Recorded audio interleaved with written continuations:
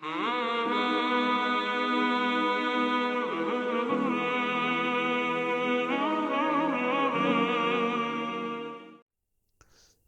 امام جعفر صادق علیہ السلام کے دور کا واقعہ ہے. ایک شخص تھا عمار دھونی، اور کوئی اس کو مشکل پیش آ گئی اس زمانے میں، اور اسے قاضی کے پاس جانا پڑ گیا، کیونکہ اس زمانے میں وہ قاضی اور حکومتیں بھی اہل سنت تھیں، تو قاضی بھی جو تھا وہ اہل سنت تھا. یہ ان کے پاس گیا اور قاضی کو اپنے کچھ مسئلہ تھا، اس کے لیے شہادت گواہی پیش کی. تو قاضی نے کہا کہ میں تمہاری شہادت کو قبول نہیں کروں گا. کیوں قبول نہیں کروں گا؟ کہا کہ دو وجہ سے میں تمہاری شہادت کو، ایک تو تم شیعہ ہو اور تم رافضی ہو. رافضی جو ہے وہ اس زمانے میں جو یہ کہتے تھے کہ جنہوں نے جو ہے وہ روش پیمبر یعنی پیمبر کی سنت کو اور جو ہے وہ اہل سنت کو جو ہے وہ چھوڑ دیا ہو، اس کو یہ کہتے تھے رافضی. اور رفضہ جو ہے وہ لغت میں کنارہ کر دینا، یعنی کسی چیز کو چھوڑ دینا کے معنوں میں استعمال ہوا ہے. قاضی نے جب یہ کہا کہ تم نے جو ہے وہ خلفاء اور ان کی ساری چیزوں کو چھوڑ دیا ہے اور تم امامت امیر المومنین کے معتقد ہو اور ائمہ علیہ السلام کو، اور تم ان کو جو ہے وہ امام مانتے ہو، اس لیے جو ہے وہ میں تمہاری شہادت کو قبول نہیں کروں گا. یہ سننا تھا. اس نے گریہ شروع کر دیا، رونا شروع کر دیا. قاضی نے دیکھا کہ وہ گریہ کر رہا ہے تو وہی سمجھا کہ شاید یہ اپنے عقیدے کی وجہ سے جو ہے وہ شرمندہ ہے. کہا کہ اگر تم اپنے عقیدے سے پلٹنا چاہتے ہو تو میں تمہاری مدد کروں گا. تو انہوں نے کہا کہ نہیں، میں اس لیے گریہ نہیں کر رہا. کہا میں گریہ ایک اپنے لیے کر رہا ہوں، وہ دوسرا گریہ مجھے تمہارے پر آ رہا ہے. اپنے پہ میں گریہ اس لیے کر رہا ہوں کہ تم نے مجھے کہا رافضی. رافضی تو اس کو کہتے ہیں کہ جو باطل کو ترک کر دے.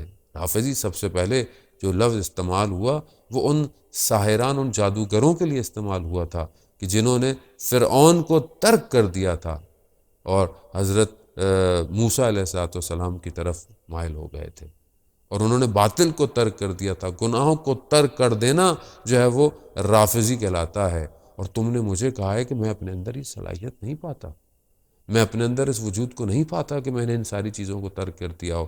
دوسرا تم نے مجھے شیعہ کہا، میں کہاں؟ اور شیعان امیر المومنین کہاں؟ شیعان امیر المومنین تو حضرت سلمان تھے، حضرت عمار تھے، حضرت ابو ذر تھے، میں کہاں؟ اور شیعان امام جعفر صادق علیہ السلام کہاں؟ مجھے تو اپنے پر گریہ آ رہا ہے کہ تم نے مجھے اتنے بڑے بڑے لقب جو ہے وہ دے دیے جبکہ میں اس قابل نہیں ہوں. اور دوسرا مجھے تم پر گریہ آ رہا ہے کہ تم اس جگہ پر ہوتے ہوئے تمہیں علم ہی نہیں ہے کہ کون سا لفظ کس کے لیے استعمال کیا جاتا ہے.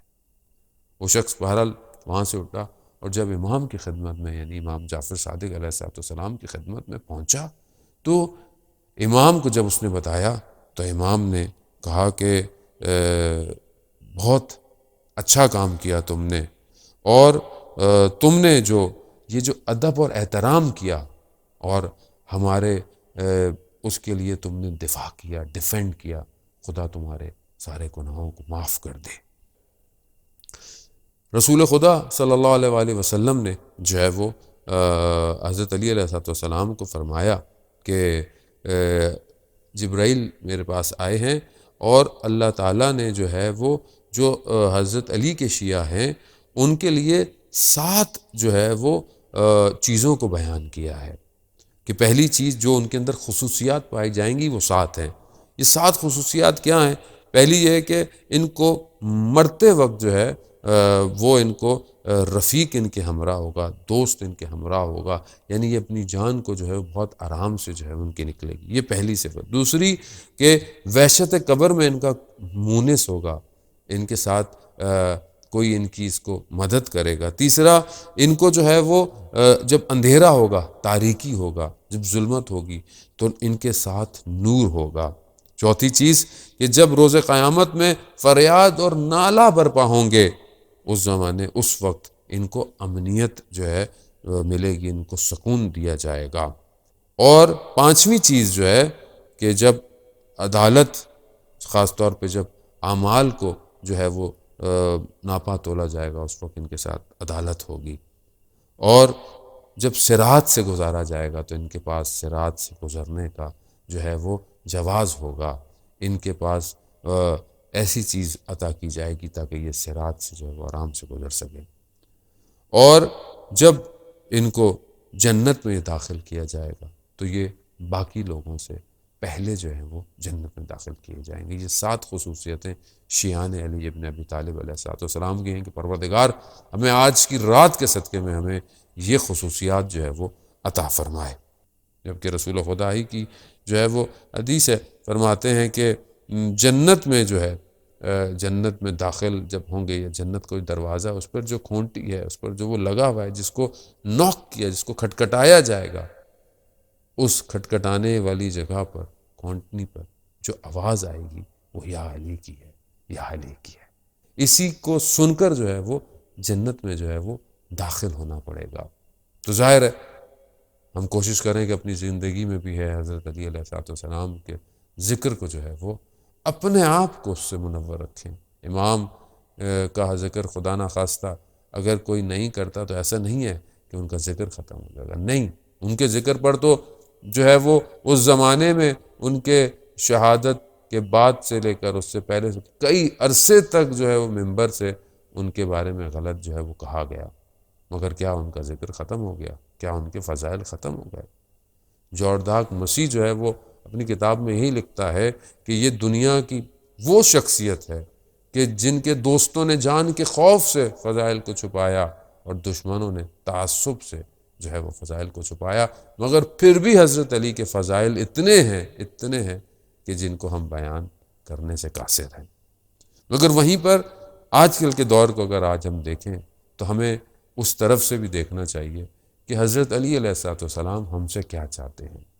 کچھ ان کے بھی ہم سے انتظارات ہیں، کچھ وہ ہم سے بھی چاہتے ہیں کہ ہم کیسے ہوں۔ تو اب میں بہت تیزی سے بہرحال ان صفات کو، ان انتظارات کو جو امام علی چاہتے ہیں شیعان حیدر کرار سے، اپنے شیعوں سے، وہ کیا ہونی چاہیے۔ پہلی صفت امام فرماتے ہیں کہ ہمارے شیعتنا متبادلون فی ولایتنا، ہمارے شیعہ وہ ہیں کہ جو ہماری راہ ولایت میں بذل کرتے ہیں، خرچ کرتے ہیں، اپنے ہر طریقے سے ہماری ولایت کے لیے اپنی جو بھی ان کو اللہ نے عطا کیا اس کو خرچ کرتے ہیں، چاہے وہ مجلس کرانا ہو، چاہے وہ جشن ہو، چاہے وہ جو ہے وہ کسی بھی طریقے سے کوئی اور کام ایسا ہو کہ جس سے ولایت لوگوں تک پہنچے، ولایت کا اظہار ہو رہا ہو، ولایت کے لیے خرچ کرنا ہو، وہ کرتے ہیں۔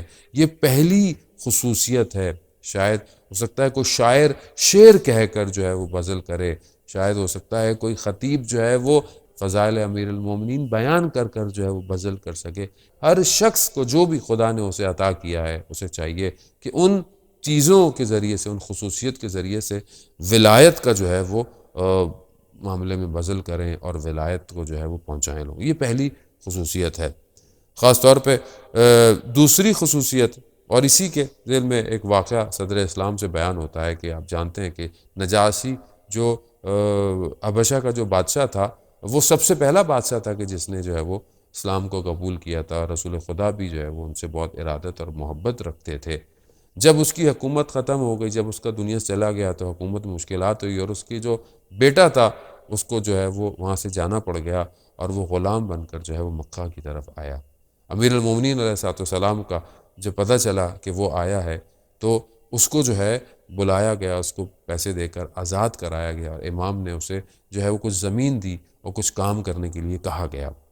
یہاں پر جو ہے وہ جب وہ اتنے عرصے رہا اور امیر المومنین علیہ السلام کی ولایت میں اتنا جذب ہو گیا، کچھ عرصے کے بعد جو ہے وہ حبشہ سے لوگ آئے جن کو پشیمانی ہوئی کہ ایسا نہیں کرنا چاہیے تھا، دوبارہ اسے کہا کہ واپس آؤ اور تخت و تاج واپس لے لو اور دوبارہ سے آ کر جو ہے وہ ہمارے بادشاہ بن جاؤ۔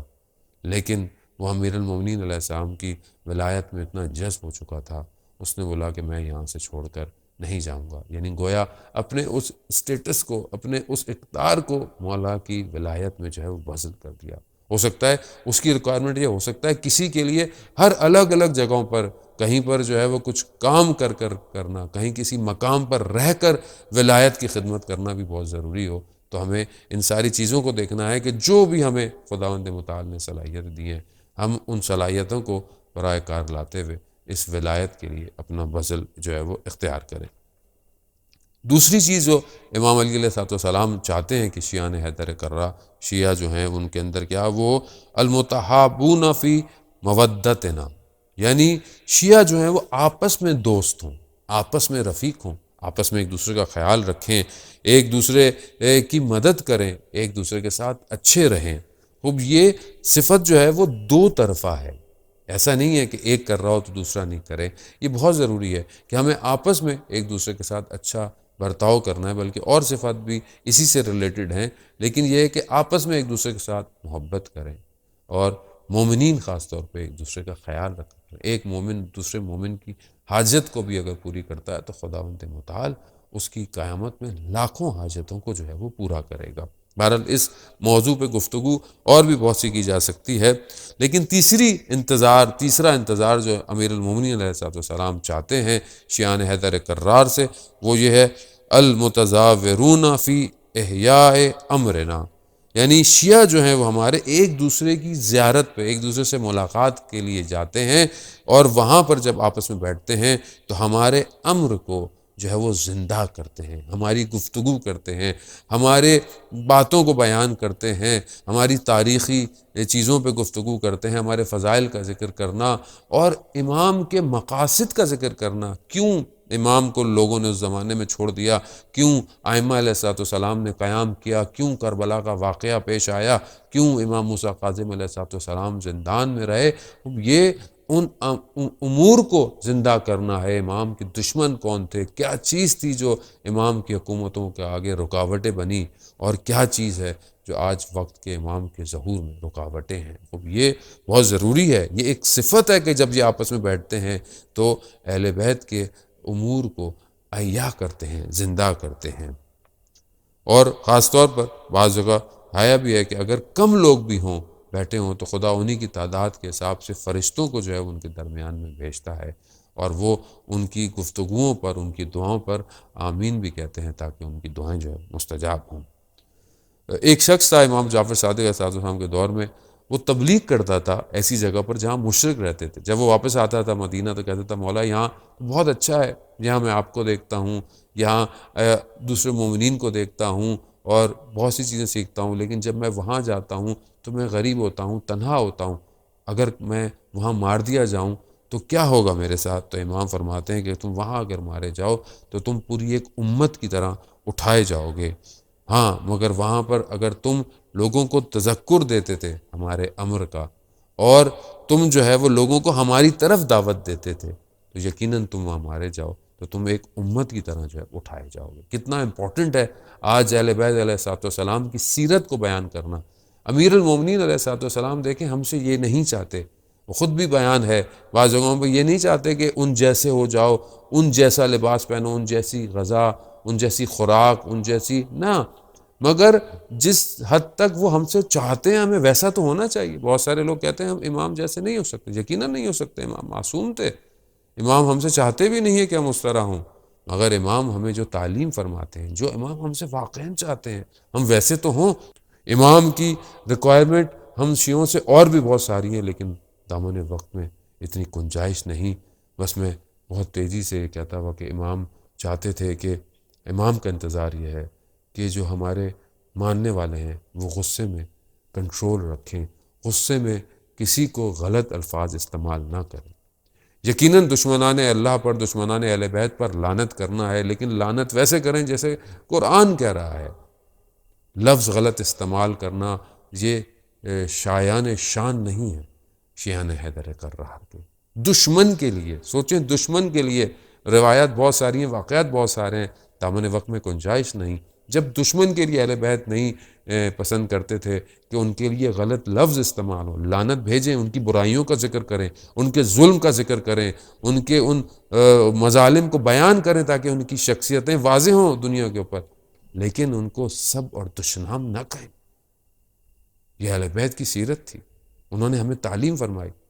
اور ہم آج کل کیا دیکھتے ہیں؟ آج ہم اپنے آپ کو، ایک دوسرے کو، مومنین کو، واللہ ہمیں نہ جانے کیا ہو گیا ہے، کیا ہمارے مولا ہم سے راضی ہوں گے ان ساری باتوں کی وجہ سے؟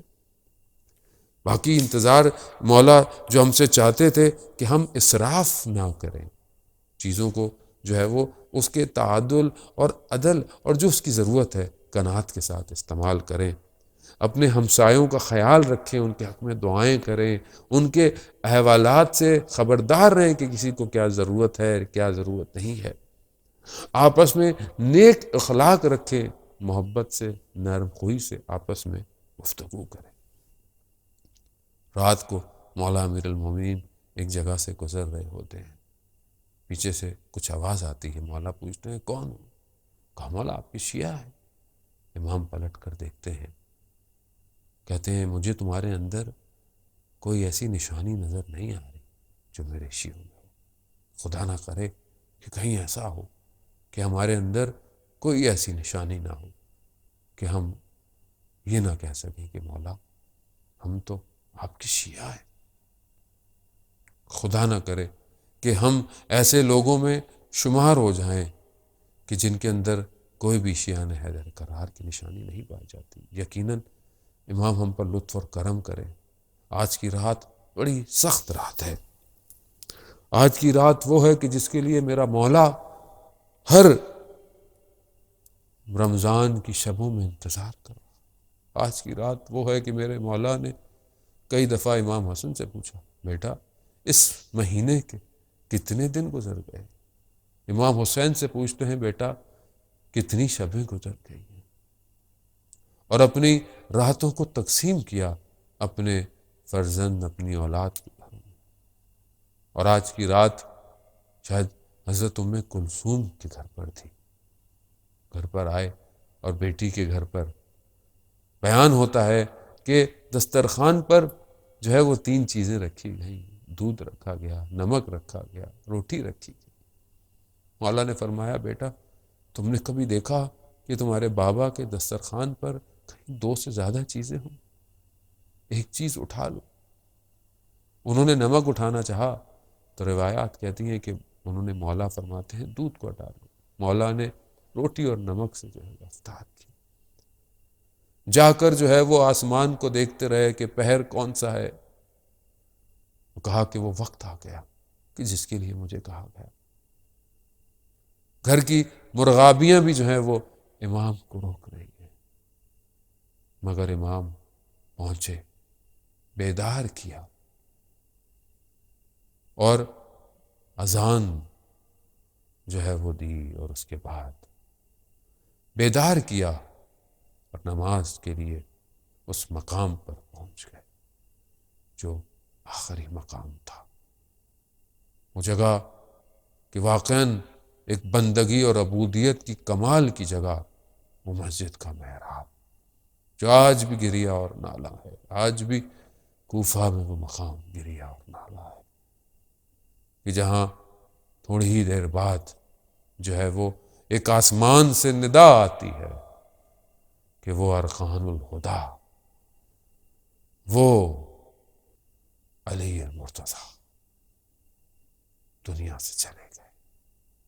ہاں عزتارن محترم، بڑا سخت ہے اس درد کو بیان کرنا۔ امام آتے ہیں، امام کے فرزند امام حسن امام حسین اپنے بابا کو اس حالت میں لے کر جاتے ہیں، اصحاب جمع ہو جاتے ہیں، مصائب آپ سنتے رہتے ہیں، امام کو لے کر جا رہے ہیں، اور امام کو لے کر جاتے ہیں، اصحاب بھی ساتھ ہیں، گریے کی آواز ہے، لیکن جیسے ہی گھر کے قریب پہنچتے ہیں تو کہتے ہیں اپنے اصحاب کو بس ان کو کہو یہیں رک جائیں اور گریہ نہ کریں اور مجھے میرے پیروں پر کھڑا کر دیں، کیونکہ گھر میں میری بیٹیاں ہیں، میں نہیں چاہتا کہ ان کے کانوں تک یہ آواز جائے، ان کے کانوں کو یہ آواز سنے۔ میں کہوں گا یا امیر المومنین، آج اس کوفہ میں آپ نہیں چاہتے کہ آپ کی بیٹیوں تک کسی کی آواز جائے، مگر یہی کوفہ ہوگا اور یہی آپ کی بیٹیاں ہوں گی اور یہی شہر ہوگا۔ آپ تو کوفہ کے یتیموں کا بھی خیال کرتے تھے مولا۔